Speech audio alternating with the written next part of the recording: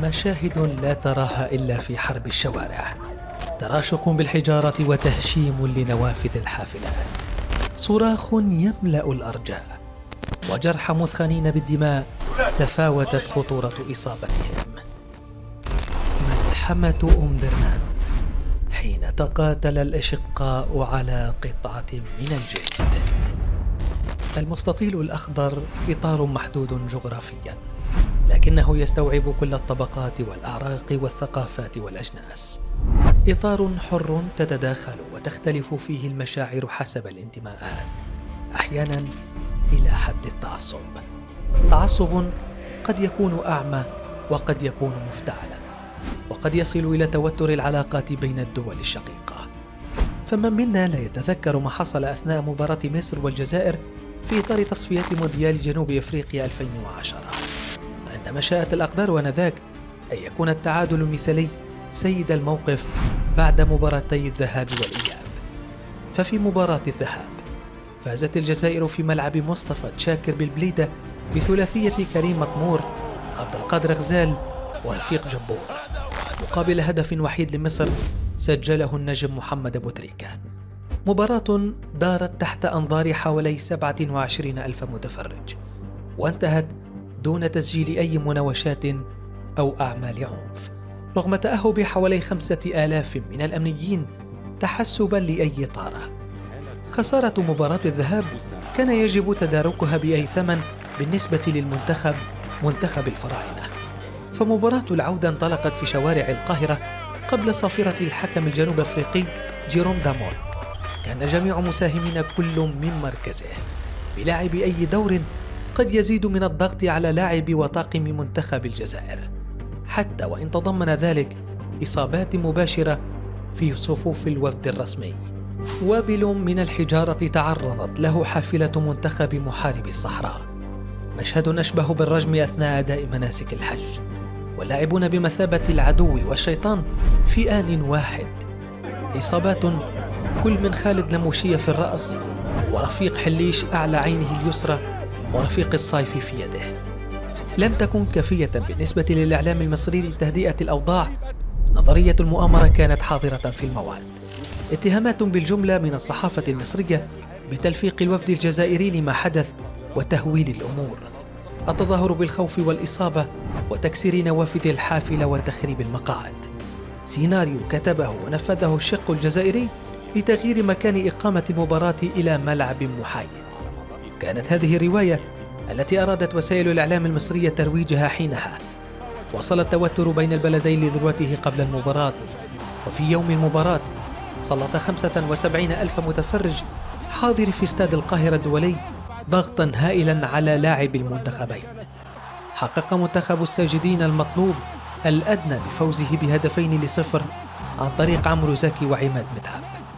نتيجة أفضت إلى مباراة فاصلة بين المنتخبين على أرض محايدة، والجائزة تذكرة الترشح للعالمية إلى أرض منتخب البافانا بافانا. أسابيع من التسخين عرفتها وسائل الإعلام المصرية والجزائرية عقب المباراة. حرب الإشاعات تواصلت، لكن هذه المرة من قبل الطرف الجزائري، حين نشرت أنباء عن سقوط قتلى بين مشجعي الجزائر الذين تحولوا للقاهرة، وهو ما نفاه السفير الجزائري في مصر عبد القادر حجار. تحديد مكان احتضان المباراة الفاصلة كان محل خلاف، لكن الاتحاد الدولي لكرة القدم فيفا أنهى الصخب باللجوء إلى القرعة، حيث تم اختيار السودان على حساب تونس لتلعب المباراة في ملعب نادي المريخ بمدينة أم درمان، ثاني أكبر المدن السودانية.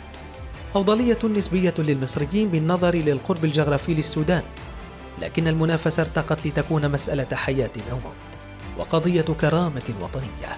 شحن وتجييش للجماهير من قبل السلطة العليا من الجانبين، حيث أمر الرئيس الجزائري الأسبق عبد العزيز بوتفليقة بإرسال 48 طائرة لنقل المشجعين إلى السودان.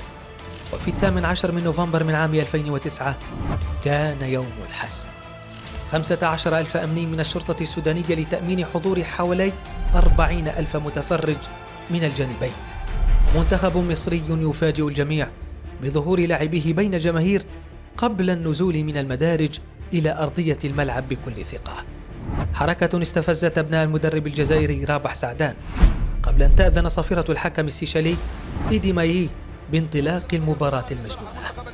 وفي الدقيقة 40 من الشوط الأول أمضى المدافع عنتر يحيى على هدف اللقاء الوحيد، هدف صمد حتى الثانية الأخيرة رغم محاولات الفراعنة تعديل النتيجة ليترشح منتخب الخضر للمونديال بعد 24 عاما من الغياب. ويبدأ الصراع الجانبي بين جماهيري المنتخبين عقب انتهاء المباراة. اعتداءات على الحافلات المخصصة لنقل المشجعين المصريين من طرف الجماهير الجزائرية أسفرت عن سقوط إصابات طفيفة حسب وزارة الصحة المصرية، لكن الفنان المصري محمد فؤاد كان له رأي آخر. ففي مداخلة هاتفية على المباشر مع الإعلام المصري عمرو أديب استغاث المغني قائلا: إحنا بنموت، في محاولة منه لإشعال الأحداث وإخراجها عن السيطرة مجددا. مسرحية لم يتقن عمرو أديب إخراجها، حين اكتشف فيما بعد أن الفنان المصري كان يتصل من أحد الفنادق في السودان، لكن تبعات المباراة لم تتوقف عند هذا الحد. خسائر اقتصادية طالت مصالح البلدين إثر هذه الأحداث، ومحاولات تهدئة من البلدان المجاورة آتت أكلها بعد أشهر لتعود العلاقات بين البلدين بحذر مبالغ فيه. إذن هكذا انتهت مباراة كرة قدم بين دولتين شقيقتين بالدماء والتناحر والتراشق بالتهم، بعد أن أجج السياسيو ومسؤول البلدين الأحداث وكانوا قاب قوسين أو أدنى من إشعال فتيل حرب بين شعبين لأجل قطعة من الجلد ليست أكثر من أفيون للشعوب. انطلاقة جزائرية بحث عن أول هزة للشباك، ولكن شوف الضغط ازاي، واحد يقفل ازاي، الأمطار مظبوطة بالمليمتر، يضغط على كرة خطيرة في المساحة والزمن، والهدف الأول الجزائري، ضربة حرة مباشرة على طول نزيد بالحج، كرة عالية خطيرة جدا للتاني. لحد الآن في هذه الليلة يتقدم المنتخب الجزائري وتقدم مستحق ونتيجة حقيقية وأداء أفضل ووضع تكتيكي أفضل، وهي يعني شوارع موجودة بعد دقائق تماما، ومرت وتبقى دقيقة ونصف. الكرة خطيرة ومر أحمد عيد يرفع الكرة عرضية، يا على الكرة خطرة وتلعب مرة ثانية وجول. الله! كريم زياني يرفع من هناك، هيلة من كريم زياني صعبة، هيلة ممتازة، ولا يا بابا يا بابا، الله الله الله الله، جول الجزائر في المونديال. شكرا يا زوجي، الجزائر في المونديال للمرة الثالثة في التاريخ. فما رأيكم بهذه الأحداث المؤسفة؟ وهل تعتقدون أن كرة القدم ساهمت في تأجيج الفرقة وتعزيز الكراهية في العالم؟ شاركونا آراءكم وتعليقكم، ولا تنسوا نشر الفيديو في كل مكان.